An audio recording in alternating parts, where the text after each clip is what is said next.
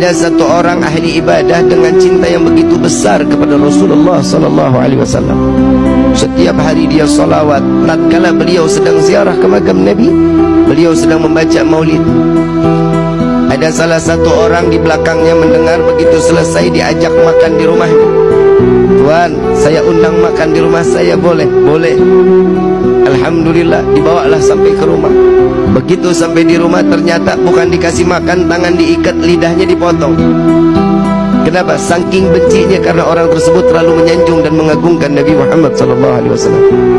Aku tidak suka tatkala engkau terlalu mengagungkan dan memuliakan Muhammad, karena Nabi Muhammad adalah bukan seorang Tuhan yang wajib kita muliakan dan kita agungkan. Dipotong lidahnya.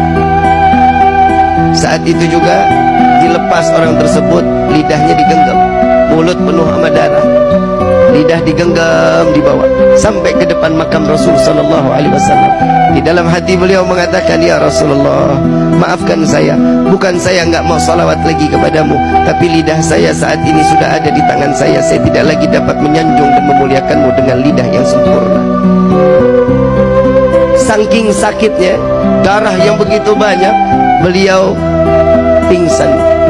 Di dalam pingsannya, beliau didatangi sesosok manusia yang tatkala beliau mengatakan, wahai hamba Allah, wahai hamba Allah, ketahuilah aku Muhammad yang saat ini datang menjengukmu.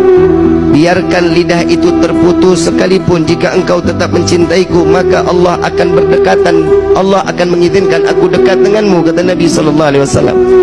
Namun si hamba Allah ini mengatakan, ya Rasulullah, tapi aku ingin bersalawat dengan fasihnya, dengan kegembiraan, dengan lisan yang penuh dengan kesempurnaan.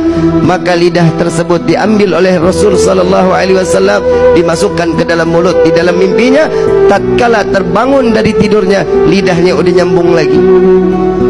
Di dalam mimpi Nabi memberikan manfaat kepada orang para pecinta Rasul SAW, sehingga seterusnya beliau terus dapat bersalawat kepada Nabi Muhammad SAW. Begitu tahun berikutnya beliau ziarah ke makam Nabi. Tatkala beliau datang sedang membaca maulid, ada seorang anak muda yang datang kepadanya, Tuan, saya ingin mengundang makan Tuan. Sekiranya Tuan sudi untuk ikut dan saya menjamu Tuan, marhaba, ahlan wa sahlan. Gak ada sedikit kesultanan. Lalu dibawalah oleh anak muda tersebut lewat gang yang sama, lewat jalan yang sama, ingin masuk ke dalam rumah yang sama.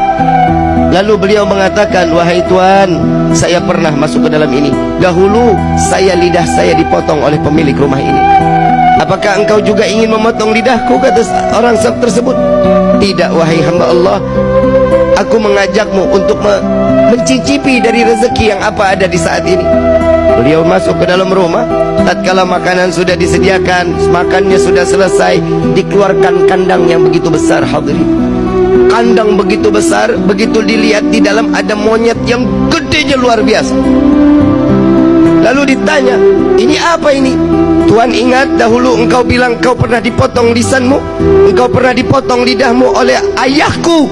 Dia adalah ayahku yang Allah kutuk menjadi kerak yang besar.